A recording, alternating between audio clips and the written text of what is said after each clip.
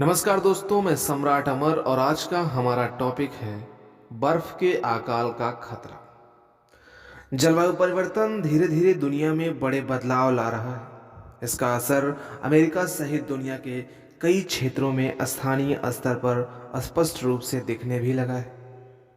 हाल में इसका एक बड़ा प्रभाव पश्चिम अमेरिका में देखने को मिला है, जो भविष्य में अमेरिका में बर्फ के अकाल का संकेत दे रहा है। यह शोध विज्ञान पत्रिका नेचर में रिव्यूज अर्थ एंड एनवायरनमेंट शीर्षक से प्रकाशित हुआ है। शोध के अनुसार पश्चिमी अमेरिका के कैलिफोर्निया जैसे राज्यों में हिम की उपलब्धता का संकट पैदा हो सकता है। इससे यहाँ के पेड़ पौधे, पशु पक्षी, नदी, तालाब और जंगल में आग की घटनाएं तेजी से बढ़ सकती हैं।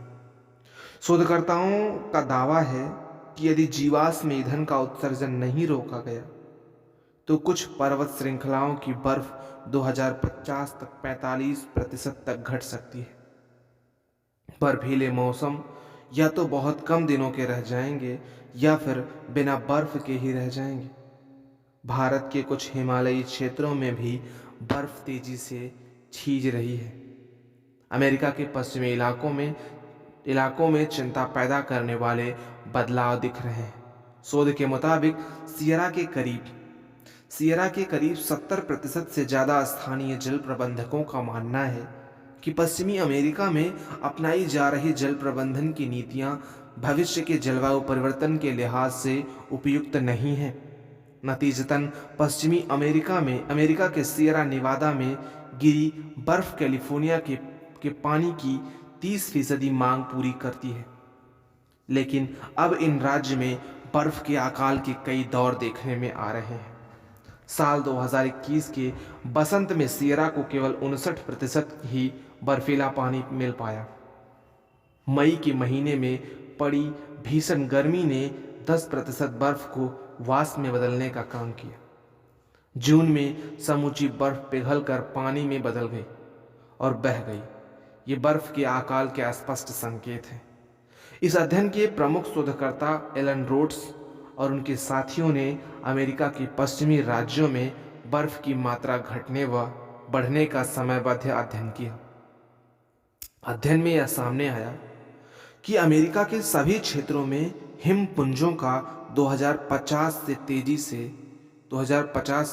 तेजी से क्षरण होने लगेगा, जो इस क्षेत्र को बर्फ के अकाल में बदल सकता है। दरअसल इस क्षेत्र की सियरा, नेवादा और कैस्केड जैसी पर्वतमालाओं से गर्म प्रशांत महासागर से नम हवाएं टकराती हैं, जो कैलिफोर्निया की पर्वत श्रृंखलाओं की बर्फ को तेजी से पिघलाने का काम करती हैं। यदि वैश्विक कार्बन उत्सर्जन की बड़ी बड़ी मात्रा में नहीं यदि वैश्विक कार्बन उत्सर्जन को बड़ी मात्रा में नहीं रोका गया तो 35 से 60 साल बाद इन हिमखंडों का क्षरण नियमित रूप से दिखाई देने लगेगा। यह अध्ययन दर्शाता है कि बढ़ता वैश्विक तापन किस तरह से स्थानीय जलवायु पर असर डाल रहा है। यह स्थिति भविष्य में आबादी के बड़े हिस्से के लिए जल संकट का भयावह कारण बन सकती है। अतएव ईंधन और ऊर्जा के स्रोतों में रूपांतरण ठीक से नहीं किया गया तो बर्फ का अकाल विस्तारित होता चला जाएगा। जलवायु परिवर्तन के अनेक दुष्परिणाम देखने को आ रहे हैं। इनमें से एक उत्तरी व दक्षिणी ध्रुव क्षेत्रों में बढ़ते तापमान के कारण बर्फ का पिघलना भी है। अत्यधिक गर्मी अथवा सर्दी का पड़ना भी इसी के कारक माने जा रहे हैं। वैज्ञानिकों की यह चिंता तब और ज़्यादा बढ़ गई जब अंटार्कटिका में तैर रहे फ्रांस से भी बड़े आकार के हिमनद टार्टेन के पिघलने की जानकारी अनुमानों से कहीं ज़्यादा निकली। यानी अभी तक जो अनुमान लगाए गए थे उसकी तुलना में यह विशालकाय हिमनद कहीं ज़्यादा तेजी से पिघल रहा है। इससे समुद्र का जलस्तर बढ़ने की भी आशंका जताई जा रही है। सेंट्रल वॉशिंगटन विश्वविद्यालय के पाल बिनबेरी द्वारा किए अध्ययन अमेरिका के national snow and ice centre ने दावा किया है कि 32.9 लाख वर्ग किलोमीटर क्षेत्र से उत्तरी ध्रुव पर बर्फ पिघलती है। भारत से यह क्षेत्र 9,863 किलोमीटर दूर है। मैरीलैंड विश्वविद्यालय के भूभौतिकविद डेनियल लेथ्रोफ का कहना है कि इसका कारण पृथ्वी की बाहरी परत में हलचल होना है। पृथ्वी के केंद्र में लोहा और निकेल धातु का गर्म तरल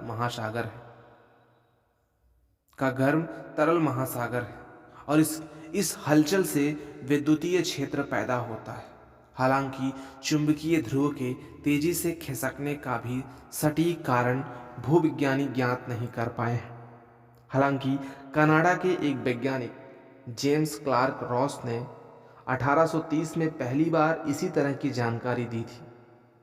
एक अन्य अध्ययन से भी यह ज्ञात हुआ है कि वर्ष 2000 में पृथ्वी के उत्तरी ध्रुव ने अपने खिसकने की दिशा ग्रीनविच मेरिडियन लंदन की ओर कर दी है। अनुमान है कि यह परिवर्तन धरती पर पानी के वितरण में बदलाव और ध्रुवीय बर्फ के पिघलने के कारण हुआ है। इसे जलवायु परिवर्तन की वजह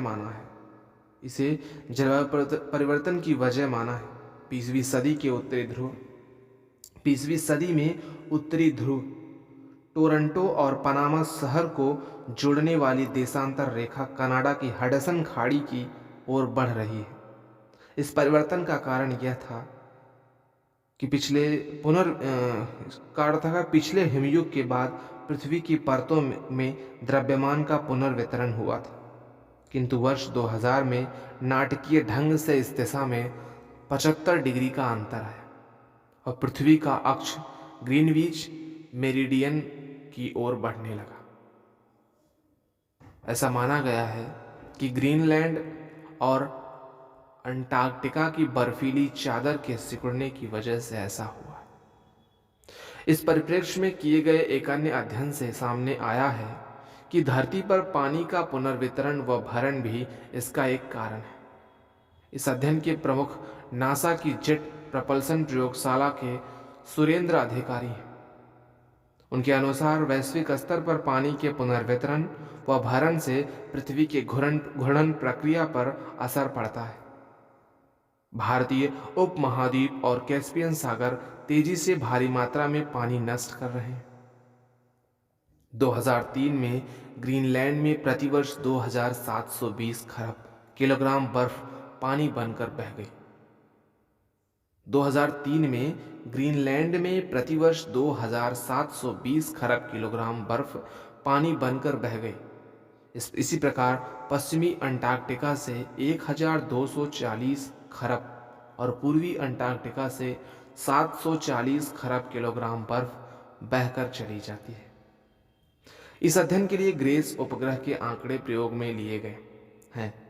इस उपग्रह के माध्यम से 2002 से 2015 के दरमियान इन तथ्यों को खोजा गया है कि जलराशियों के वितरण पर पृथ्वी के घूर्णन अक्ष की दिशा से क्या अंतर संबंध है। इसके परिणामों से यह भी पता चलता है कि पृथ्वी इन जलराशियों के प्रभाव से डोलती भी है। ध्रुवीय बदलाव से पृथ्वी की पारिस्थितिकी तंत्र पर होने वाले असर को लेकर भूविज्ञानी एकमत नहीं है। कुछ विशेषज्ञ इस बदलाव को विनाशकारी मानते हैं, जिससे भूकंप और सुनामी जैसे खतरे शामिल हैं। लेकिन दूसरे विज्ञानी इस प्रलयंकारी भविष्यवाणियों को बेबुनियाद बताते हुए खारिज करते हैं। इनका मत है कि पृथ्वी का चुंबकीय क्षेत्र अनुमानों के मुताबिक पिछले 150 साल से 1100 वर्ग किलोमीटर खिसका है। 45 करोड़ वर्षों में ऐसा करीब 4 बार हो चुका है। इस बदलाव में 1000 या इससे अधिक वर्ष लगते हैं। जलवायु परिवर्तन के इन सब कारणों पर नियंत्रण के लिए ही इस साल नवंबर में ग्लासगो में जलवायु शिखर सम्मेलन हुआ। इसमें पेरिस अनुबंध की धारा 6 नियमावली वजूद में लाई गई। इससे कार्बन बाजार के महत्व, इससे जुड़ी संभावनाओं और चुनौतियों को लेकर विचार विमर्श का दायरा बढ़ा है। लेकिन इसके परिणाम कितने सार्थक निकलते हैं, यह फिलहाल भविष्य के गर्भ में है। इस लिहाज से बर्फ के अकाल की चुनौती का सामना न करना पड़े, इसके लिए औद्योगिक उत्पादनों पर अंकुश की पहल जरूरी है। धन्यवाद।